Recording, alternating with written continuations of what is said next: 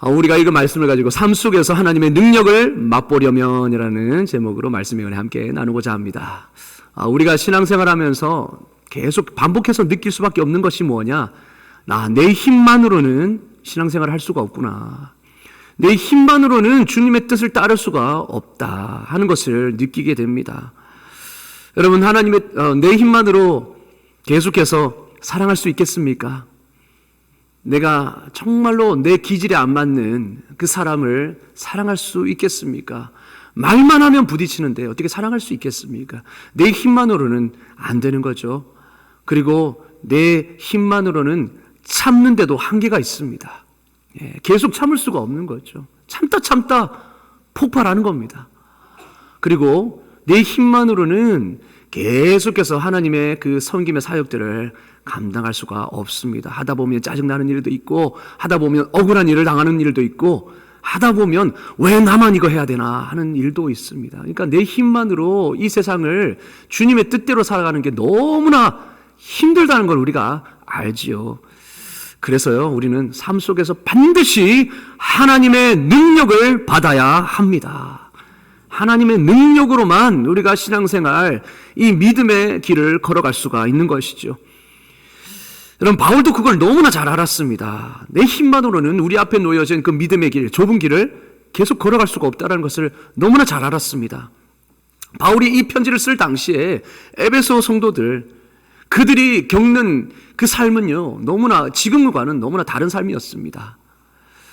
하나님을 대적하는 세력들이 교회를 핍박하고 믿는 자들을 잡아 가두고요, 그리고 믿는 자들은 노골적으로 손해를 보게 했습니다. 예를 들면은 예수 믿는 사람이다, 그 사람과 장사 안 하는 겁니다. 그 사람과 거래 안 하는 겁니다. 그럼 어떻게 됩니까? 돈줄이 끊기죠. 어떻게 살아가겠습니까? 이런 상황 속에서 내가 예수 믿는다라는 것은 죽음을 각오하고 믿는 일, 그 상황 속에서 에베소 성도들이 신앙생활을 하고 있었던 겁니다. 왜냐? 그 당시에 모든 문화가 시저를, 로마 황제를 숭배하던 그 분위기였기 때문이죠. 여러분, 그 거센 공격 속에서 어떻게 그들이 믿음을 지킬 수 있었을까요? 바울은 알았습니다. 하나님을 붙드는 믿음 없이는 절대 그 삶을 살 수 없다.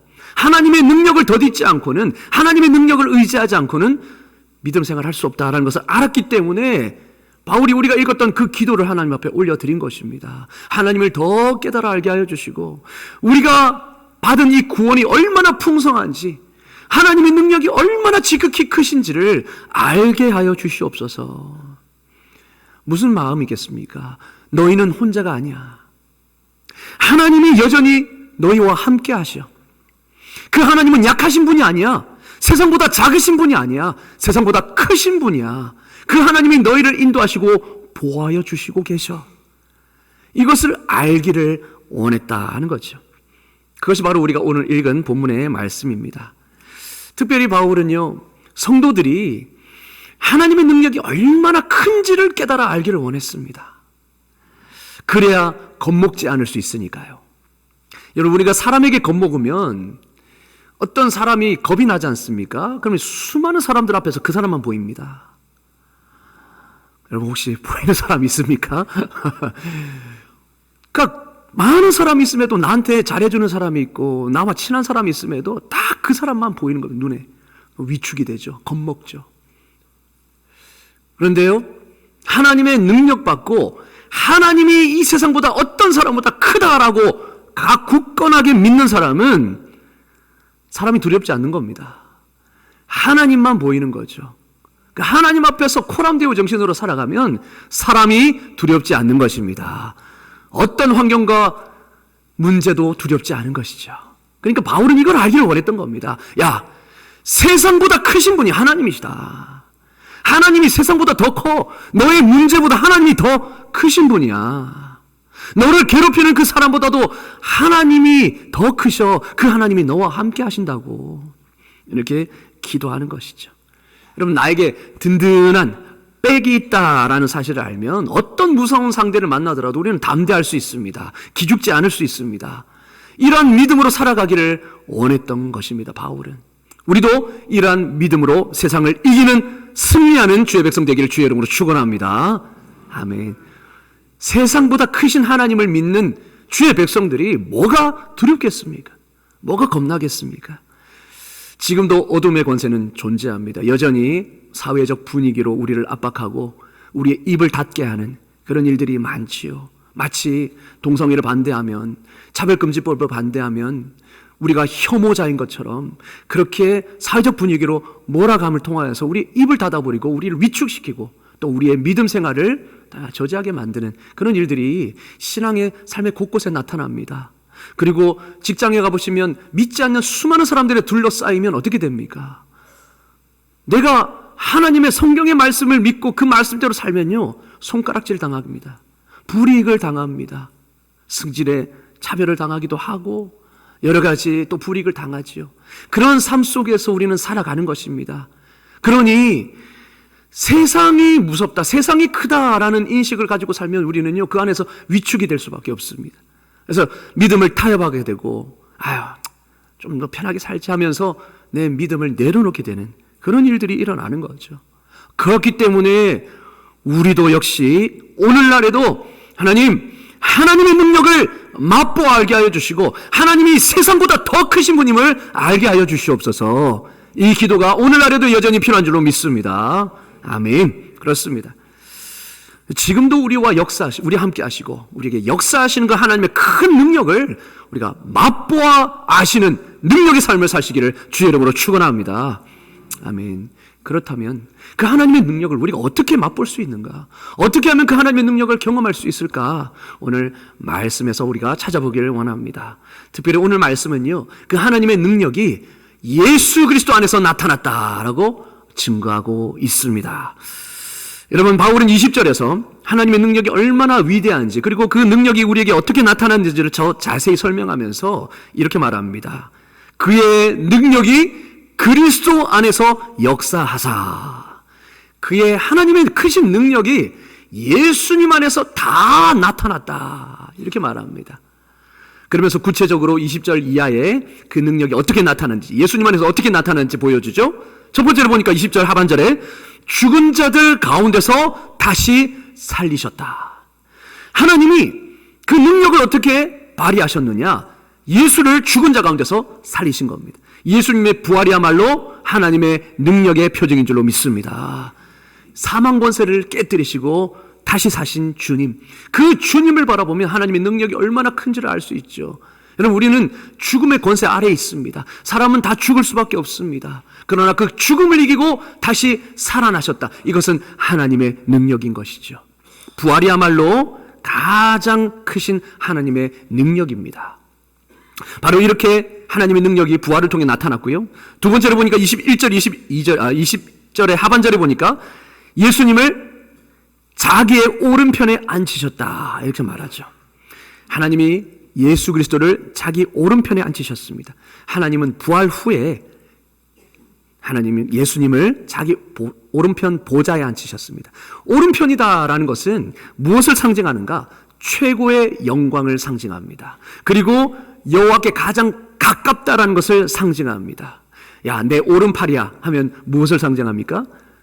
나의 가장 친하고 가장 내 권력과 가까운 사람이다, 이렇게 말하는 거죠. 마찬가지입니다. 예수님을, 여러분, 그렇게 우리를 위하여 낮아지셨던, 세상에 멸시받고 고통당하셨던 그 예수님을 부활로 인도하시고 또한 하나님 우편에 앉히셨다 하는 것입니다.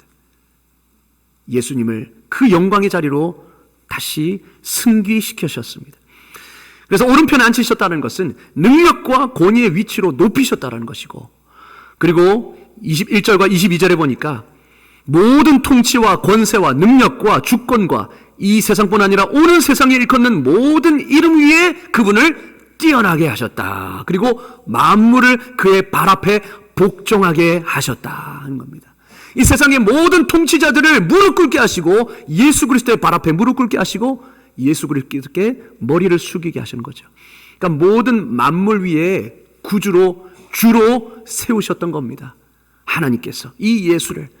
그러니 여러분, 예수님이 이 땅에 오셨을 때 사람들은 예수님을 인정하지 않았습니다.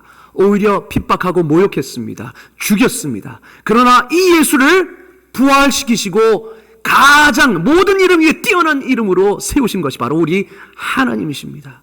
하나님은 사람이 멸시했던, 마치 버린 돌처럼 여겼던 그 예수를 모든 사람 위에 뛰어난 이름으로 세우셨습니다. 이게 바로 하나님의 능력입니다. 하나님의 능력이 예수 안에서 이렇게 나타난 것이죠. 원래 여러분 착각하지 말아야 될 것은 원래 예수님이 나시신 분이 아니라 예수님이 원래 하늘 위에 계셨던 분이신데 우리의 구원을 위해서 낮아지신 것 아니겠습니까?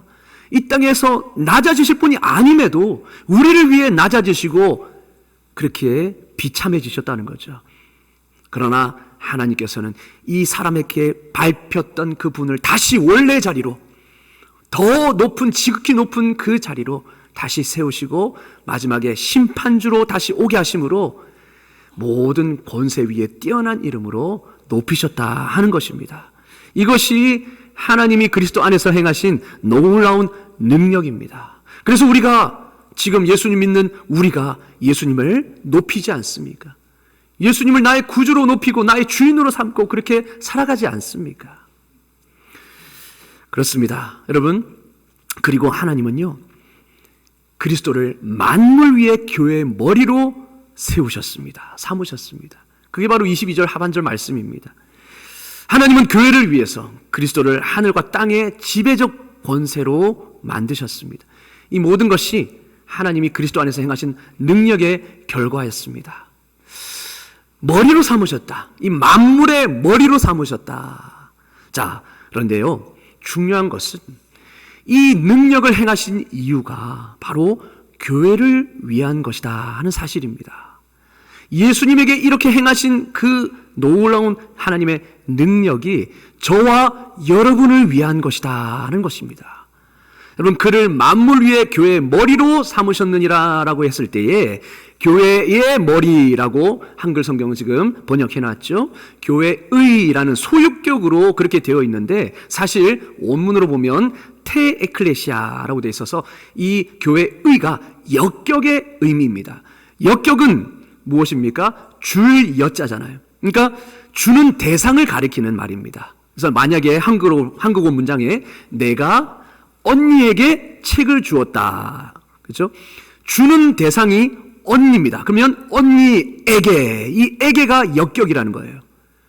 그러니까 교회의 머리, 교회의 머리라는 것은 뭐냐면 주님께서, 하나님께서 교회에게 예수님을 주신 겁니다. 무엇으로요? 머리로서. 자, 다시 한번요. 이 말을 정리하면 하나님이 예수님을 만물 위에 머리로 주셨는데 누구에게 주셨다는 것입니까? 교회에게 주셨다는 거예요. 교회에게 예수님을 만물 위에 머리로 주셨다는 것입니다. 자, 여러분, 교회를 위해 주신 겁니다. 그러면 이미지를 한번 상상해 봅시다. 예수님이 만물 위에 계시는 분이시죠. 머리가 되시는 분입니다. 그 머리를 교회의 머리로 주셨습니다. 그러면 교회는 위치가 어떻겠습니까? 예수님 때문에 만물 위의 권위로 세워지는 것이죠. 왜요? 교회 머리가 예수님 되시니까. 그러니까 교회의 그 지위와 권세가 격상이 되는 겁니다. 예수님 때문에. 근데 하나님은 교회를 위해 이렇게 하셨다는 겁니다. 여러분, 예수님이 교회의 머리다라는 의미를 좀 더 자세하게 한번 살펴보기를 원합니다. 머리라는 것은 지도력과 권위를 뜻하죠. 그러니까 누구의 머리다 하면 수장이라는 뜻 아닙니까? 머리는 몸에 대한 모든 명령이 내려지는 곳입니다. 컨트롤 타워다라고 생각하시면 되겠습니다. 그래서 머리에서 모든 명령이 내려지고 수행이 되죠. 바로 예수님이 교회의 머리다라는 사실은 예수님을 통해서 모든 교회가 움직인다 하는 것입니다. 예수님의 명령, 예수님의 말씀을 따라 교회가 움직인다 하는 것이죠. 뿐만 아니라 예수님이 교회의 머리다라는 사실을 무슨 의미냐? 예수님이 사망의 권세를 깨뜨리시고 부활하시지 않습니까? 모든 권세를 이기시고 그 발 앞에 무릎 꿇게 하신 분이 예수님입니다. 그 예수님이 교회의 머리가 되신다라는 것은, 그분을 우리가 우두머리로 모시고 있다는 것은 결국 우리 교회도 세상의 모든 세력에 대해서 승리한다는 뜻이죠. 하나님께서 그렇게 교회를 위해서 예수님을 주신 것입니다. 자, 그래서 예수님 때문에 우리는 승리할 수 있는 것입니다. 세상의 모든 권세에 대해서 승리할 수 있는 것이죠. 뿐만 아니라 교회의 머리라는 것은 공급의 중심부 역할을 의미합니다. 머리를 통해서 모든 영양분이 공급되고 모든 것이 다 공급이 되죠. 한마디로 공급원인 것입니다. 보급 창고인 것입니다. 그렇게 예수님은요, 교회가 수행할 모든 일들에 대한 자원을 주시는 분이시고 힘과 능력을 주시는 분이시다 하는 것이죠. 교회가 세상과 싸워 나아갈 때에 그 싸워 이길 수 있는 힘을 주시는 분이 바로 주님이시다 하는 것입니다. 바로 이러한 의미가 있죠. 예수님이 우리의 교회의 머리가 되신다는 것이 얼마나 든든합니까? 그분이 우리의 머리가 되시고 그분이 우리의 지휘자가 되시고 승리자가 되시고 우리의 공급자가 되시기 때문에 우리는 세상에 대해서 담대할 수 있는 줄로 믿습니다. 아멘. 하나님은 우리 교회를 위해 저와 여러분을 위해서 예수님을 주신 것입니다. 자, 그리고 23절에서 교회를 예수님의 몸이다 이렇게 말씀합니다. 교회를 예수님의 몸이다. 당연하죠. 예수님이 머리시니까 우리는 우리를 머리로 한 지체가 되겠죠. 그러면서 교회를 통해서 하나님이 무슨 일을 하시느냐? 만물 안에서 만물을 충만하게 하신다 이렇게 말합니다. 자, 이 말의 의미는 교회는 예수님으로 말미암아 충만하게 되고 또 예수님은 교회를 통해 세상을 완전히 충만하게 하신다라는 의미입니다. 교회는 예수님 때문에 충만하게 됩니다. 예수님 때문에 은혜의 공동체가 되는 것이고 예수님 때문에 하나님의 능력을 경험하는 공동체가 되는 것이고 그리고 예수님은 교회를 통해 그분의 뜻을 이루어 가신다 하는 것입니다. 그게 바로 교회의 영광입니다. 하나님께서는 우리 주님께서는 교회를 통해 그분의 뜻을 다 이루어 가십니다. 그래서 여전히 교회를 통해 구원의 역사가 일어나는 것입니다. 교회를 통하여서 한 영혼이 예수 믿고 구원받고 주님의 자녀가 되는 은혜의 역사가 나타나는 것이고 교회를 통해 여전히 하나님의 뜻을 이 세상 가운데 이루어 가시는 것이죠. 그래서 교회가 이 땅의 유일한 소망인 줄로 믿습니다. 아멘. 그래요, 여러분. 예수님이 교회의 머리가 되시며 교회는 예수님으로 인해서 그분의 은혜가 충만히 넘치는 곳이 됩니다. 여러분, 교회의 처음과 나중이 예수 그리스도라는 겁니다. 그러니까 이 말은 무슨 말입니까? 교회에서 예수님을 빼면 nothing이라는 겁니다. nothing. 아무것도 아니라는 거예요. 교회에서 예수 그리스도를 빼면 아무것도 아니게 되는 것입니다. 그저 세상 모임 단체 그것밖에 되지 않는 겁니다. 생각해 보십시오. 교회의 머리가 되신 예수님이 빠진다? 컨트롤 타워도 없는 겁니다. 공급자도 없는 겁니다. 교회가 무슨 일을 하겠습니까? 혼란에 빠질 뿐이죠. 서로 자기가 스스로 왕이 되어서 스스로 옳은 대로 행하겠죠. 자기 힘으로 행하겠죠. 교회가 난장판이 되는 겁니다. 교회는 예수님 빼면 아무것도 아닌 겁니다. 그러나 아무것도 아닌 그 교회가 예수님이 머리가 되시면 모든 것을 감당할 수 있는 하나님의 영광이 될 줄로 믿습니다. 아멘. 그게 교회라는 존재입니다. 예수님이 처음과 나중 되시는 것이죠. 그러니 여러분, 하나님의 능력을 경험할 수 있는 유일한 통로가 무엇이냐? 바로 예수 그리스도이신 겁니다. 여러분의 삶 가운데 그리고 교회 가운데 하나님의 능력을 경험할 수 있는 유일한 통로가 예수 그리스도가 되신다 하는 것입니다. 하나님의 능력이 그리스도 안에서 주어졌습니다. 그렇기 때문에 하나님의 능력을 경험할 수 있는 유일한 길도 예수 그리스도가 되십니다. 교회에 하나님의 능력이 임하는 이유 한 가지입니다. 교회의 머리가 예수님 되시기 때문에. 교회의 부흥의 역사가 일어나는 이유 한 가지뿐입니다. 예수님이 교회의 머리가 되시기 때문입니다. 아멘. 우리 삶도 마찬가지입니다. 우리 삶에 하나님의 능력이 임하는 단 한 가지 이유, 바로 우리 안에 예수님이 내 삶의 주인이 되시기 때문인 것입니다. 여러분, 인간의 힘으로는 감당할 수 없는 일들이 너무나 많지 않습니까? 서두에서 말씀드렸다시피 내 힘만으로는 사랑하는 데 한계가 있고요, 내 힘만으로는 한 사람을 변화시키는 데 한계가 있습니다. 여러분, 우리는 내 자식 하나도 컨트롤하지 못하지 않습니까? 내 자녀 하나도 내 마음대로 변화시키지 못하는 게 우리 한계입니다. 그러니까 내 육체의 소욕 하나도 컨트롤 못하는 게 우리의 한계입니다. 그러니 하나님의 능력 없이 내가 어떻게 하나님 뜻대로 살 수 있겠냐 말이죠. 이 하나님의 능력은 예수 안에 있을 때만 나타납니다. 우리가 예수님을 붙잡을 때만, 예수님을 주로 삼을 때만 나타나는 것입니다. 왜냐? 하나님이 예수님을 통해 그 능력을 보여주셨거든요. 나타내셨거든요. 그럼 마찬가지로 우리는 예수님을 통해 하나님의 능력을 공급받고 경험하게 되는 것입니다. 여러분, 그렇기에 내 삶에, 우리 교회에 하나님의 능력이 강하게 역사하기를 바라신다면 예수님을 더욱 사랑하시고 예수님을 더욱 붙드시기를 주의 이름으로 축원합니다. 아멘. 그렇습니다. 우리의 유일한 소망은 예수가 되시는 것입니다. 예수님을 더 강하게 붙잡고 예수님을 더 강하게 믿을수록, 예수님을 더 묵상할수록 우리 안에 하나님의 능력이 강하게 임하게 되는 것입니다. 여러분, 예수님을 붙잡을 때요, 부활의 능력이 내 삶에 임하게 됩니다. 부활의 능력.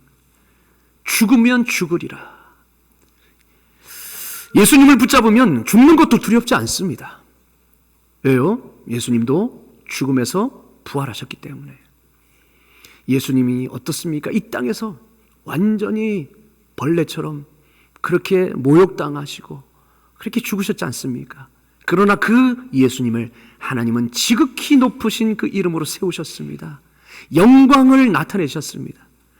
그러니 지금은 비록 고난과, 지금은 비록 어려움의 연속이겠지만 이 고난이 반드시 영광이 되리라 라는 믿음이 우리에게 있기 때문에 우리는 죽는 것이 두렵지 않는 것입니다. 이 땅에서 아무것도 아닌 존재로 취급받는 것이 두렵지 않는 것입니다. 왜냐? 하나님이 반드시 우리의 삶을 영광으로 높여주실 것이기 때문에.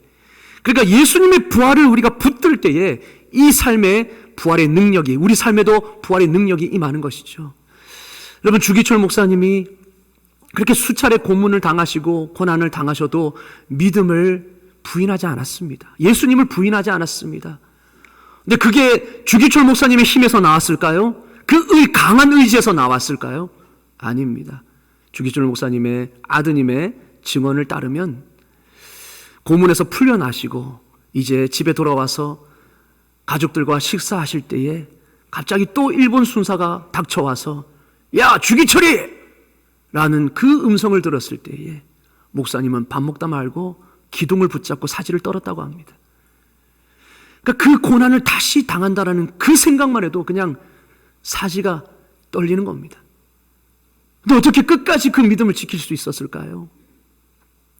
일사각오의 믿음이 있었기 때문입니다.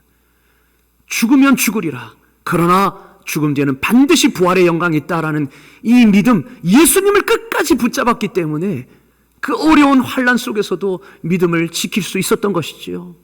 여러분, 우리 교회, 우리의 한국교회 역사에 주기철 목사님이 없었다면 우리가 무엇을 자랑할 수 있겠습니까?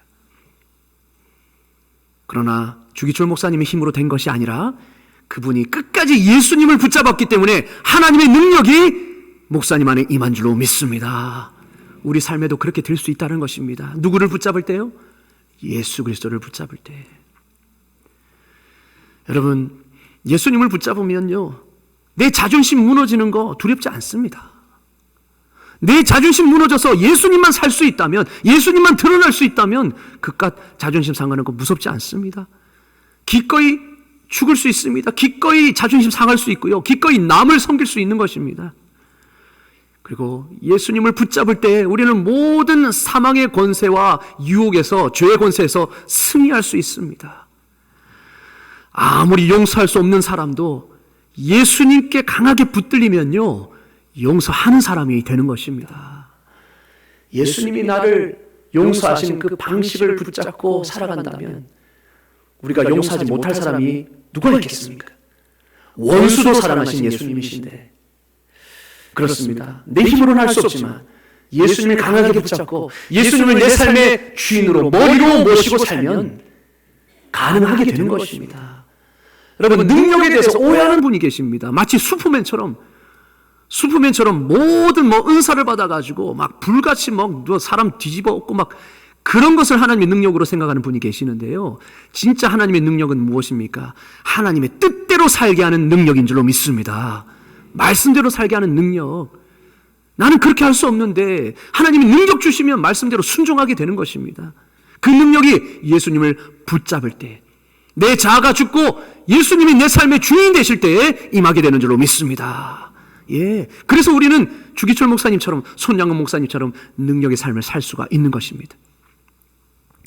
여러분, 여러분의 삶의 중심의 자리에 여러분 자신이 아니라 예수님을 모시기를 주의 이름으로 축원합니다. 내 자아는 날마다 죽고 예수님이 날마다 내 안에서 사시는 놀라운 은혜를 경험할 수 있기를 주의 이름으로 축원합니다. 아멘. 그리고 우리가 마지막으로 교회가 하나님의 능력을 경험하려면 어떻게 해야 될까요? 교회, 우리가 지금 지역교회로 모이지 않습니까? 우리 교회가 하나님의 능력이 임하고 정말로 연약한 자가 그 은혜로 거듭나고 그 안에서 구원의 놀라운 능력들이 날마다 나타나고 부흥이 경험되려면 어떻게 해야 될까요? 교회의 중심의 자리에 사람이 아니라 예수님을 모셔야 합니다. 교회의 주인이 예수님이 되셔야 합니다. 그럴 때에 교회 가운데 하나님의 능력을 우리가 경험할 수가 있습니다.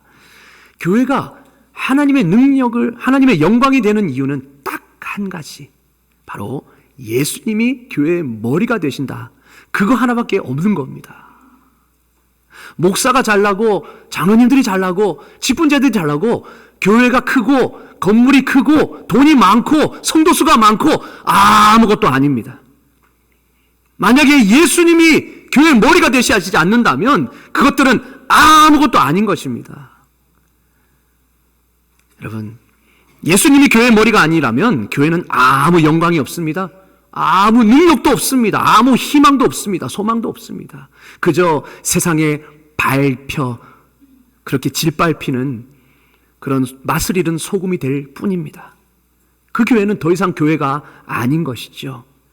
여러분, 교회가 교회 될 수 있는 것은 예수님이 교회의 머리가 되시기 때문입니다. 딱 그거 한 가지, 그거밖에 없습니다. 그런데 예수님의 자리에, 머리의 자리에 예수님이 아니라 다른 것들을 올려놓는다면 교회의 영광과 교회의 존재 이유는 사라지는 것입니다. 사랑하는 성도 여러분, 오늘날 교회가 머리 대신 예수님의 자리에 다른 것들을 올려놓는 경우가 얼마나 많습니까? 예수님의 자리에 나도 모르게 목사가 앉아있고 장로님이 앉아있고 직분자가 앉아있고 사람이 앉아있고 그 자리에 직분이 앉아있는 경우가 많고 그 직분에 전통이 떡하니 자리 잡고 있는 때가 많다 하는 것이죠. 직분이 계급화되면 어떻게 되겠습니까? 직분이 높낮이 사회처럼 그렇게 계급화되면 어떻겠습니까? 교회에서 계급놀이 하는 겁니다. 내가 더 크고 너는 내 말 따라야 되고 이렇게 되는 거죠. 여러분, 예수님의 자리에 직분을 올려놓는 것입니다. 직책이 마치 세상에서 한 자리를 맡는 것처럼 생각한다면 여러분, 그 직책으로 나를 나타내려고 하게 될 겁니다. 예수님이 아니라 나를 나타내려고 하게 되겠죠. 그러면 나를 나타내기 위해 내 방법을 쓸 것입니다. 하나님의 말씀대로가 아니라 내 방법을 쓰겠죠. 그러면 교회는 혼란이 되는 것입니다. 다 각자 소견대로 옳은 대로 행동하는 무정부 상태의 그 사사기 시대처럼 되는 거죠. 다 여기저기서 내가 옳다, 네가 틀렸다, 기준이 없는 것입니다. 그렇게 되면요, 어떻습니까? 교회가 하나 되고 사랑으로 나아가야 할 교회가 싸우고 서로 권력 노름하고 있고, 그러니 사회로부터 지탄을 받는 것이죠. 맛을 잃은 소금은 어떻게 됩니까? 버려져서 질밟힌다고 했습니다. 그렇게 될 수밖에 없는 거죠. 교회에 예수님이 사라지면 그렇게 되는 것입니다. 여러분, 우리는 머리가 아니라 예수님의 손과 발이 되어야 될 줄로 믿습니다. 아멘. 우리는 그분의 손과 발이 되어야 하는 것입니다. 그럴 때 하나님의 능력이 각 사람의 은사를 통하여서 나타나는 것이죠. 우리 모두가 예수님을 머리로 모시고 각자가 예수님의 손과 발이 되어서 주님이 교회에 주신 비전을 공유하면서 한마음 한뜻으로 기도하며 나아갈 때에 하나님은 머리를 통해 능력을 공급해 주시고 그 능력을 공급받은 각 지체를 통해서 하나님의 뜻을 이루어가게 되는 것입니다. 교회가 그러한 영적 생명체가 되는 것이죠. 그렇습니다. 또한 예수님 자리에 전통을 올려놓는 경우도 있습니다. 각 교회마다 전통들이 있습니다. 좋은 전통도 있고 나쁜 전통도 있죠. 제가 우리 교회 와서 깜짝 놀란 것은 우리 은퇴하신 장로님들이 화장실 청소를 하시더라고요. 그 모습을 보면 너무나 감동받았습니다. 먼저 된 자가 나중된 자를 섬기는 모습, 얼마나 좋은 전통입니까? 그것은 주님의 뜻과도 일치하지요. 그런데 여러분, 교회마다 좋은 전통만 있는 것이 아니라 나쁜 전통이 있을 수 있습니다. 나도 모르게 그것이 마치 교회 안에서 규율처럼 불문율처럼 생겨난 것들이 있습니다. 그래서 반드시 이렇게 해야 돼. 피아노 자르는 반드시 저기 있어야 돼. 본질이 아닌 것들에 대해서 마치 전통을 예수님의 자리에 올려놓는 거죠. 예수님 시대의 장로들의 전통이 하나님의 말씀의 우위에 있었던 것처럼 말입니다. 그러니 수많은 사람들이 고통받지 않습니까? 여러분, 나쁜 전통 중에는 새 가족들이 공동체 안으로 들어오는데 높은 담이 되는 경우가 있습니다. 우리는 익숙하지만, 우리는 그렇게 우리 교회에서 신앙생활을 오래 했기 때문에 이러한 부분들이 익숙하지만, 그렇지 않은 사람, 새로운, 그리고 오직 얼마 안 된 사람들에게는 왜 꼭 그렇게 해야 되지? 그렇게 생각할 수 있다는 거죠. 근데 그거를 본질처럼 우리가 주장하게 되고 강요하게 되면 시험거리가 될 수 있는 것입니다. 새가족들에게는 높은 담으로 여겨질 수 있는 거죠. 그거를 허물 수 있어야 됩니다. 왜냐? 예수님이 주인이시기 때문에. 그것이 예수님을 드러내는 것이 아니라 교회의 전통을, 마치 전통을 진리처럼 드러낸다면 우리는 과감히 허물어뜨릴 수 있어야 합니다. 여러분, 우리는 변화를 두려워합니다. 편하고 익숙한 자리에서 내려와야 하니까요. 변화되면 내가 이때까지 누렸던 기득권을 빼앗길까 봐 두려운 마음들이 있을 수 있습니다. 내가 하던 방식, 내가 했던 그 방식, 그거를 선호하죠. 편하니까, 익숙하니까 잘 내려놓으려고 하지 않습니다. 그러나 여러분, 예수님이 계셔야 할 자리에 내 편안함, 내 기득권, 그것이 올려져 있다면 어떻게 교회 안에 하나님의 능력이 임할 수가 있겠습니까? 구원의 역사가 어떻게 나타날 수 있겠습니까? 그거를 내려놓고 예수님을 그 자리에 모셔야 될 줄로 믿습니다. 본질이신 예수님, 과연 그게 예수님이 기뻐하시는 것일까? 예수님이 원하시는 것일까? 성경 말씀에 일치하는 것일까? 그것이 기준이 되어야죠. 만약에 그것이 아니라 비본질이다, 이거는 어떻게 보면 한 영혼을 살리기 위해서 우리가 관대하게 관용할 수 있는 것이다. 그러면 과감히 우리가 관용을 베풀어야 합니다.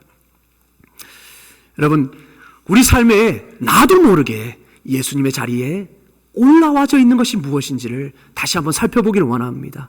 내 삶 가운데 예수님의 자리에 권력과 명예와 재물과 섹스라든지 이런 모든 불경한 것들이 올라져 와 있다면 이 시간 주님의 이름으로 내쫓으시기를 주의 이름으로 축원합니다. 아멘. 예수님이 내 삶의 주인이 되셔야 하는 것입니다. 그래야 주님의 능력이, 부활의 능력이 넘어져도 다시 일어서는 능력이 우리 안에 임하게 되는 것이죠. 그리고 교회도 마찬가지입니다. 교회 안에 혹시나 예수님 자리에 다른 것이 올라져 있다면 우리는 과감히 부숴야 합니다. 담을 부숴야 합니다. 그래야 하나님의 능력이 임하게 되고, 그래야 연약한 영혼들이 교회를 통해서 다시 세워지고 놀랍게 부흥의 역사, 구원의 역사가 계속해서 나타나는 것이죠. 그래야 우리는 세상 가운데 빛과 소금의 역할을 감당할 수 있는 것입니다. 여러분, 예수님이 머리가 되게 하십시오. 예수님이 여러분의 삶의 주인이 되게 하십시오. 그리고 우리 교회의 머리가 예수님 되기를 주의 이름으로 축원합니다. 아멘. 기도하겠습니다. 하나님 아버지, 우리가 섬기는 이 교회가, 내 삶이 예수님을 머리로 인정하고 그 안에서 서로 지체로서 하나 되는 은혜가 있게 하여 주시옵소서.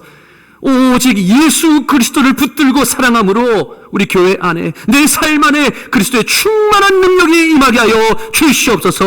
예수 그리스도의 이름으로 기도드려옵나이다. 아멘.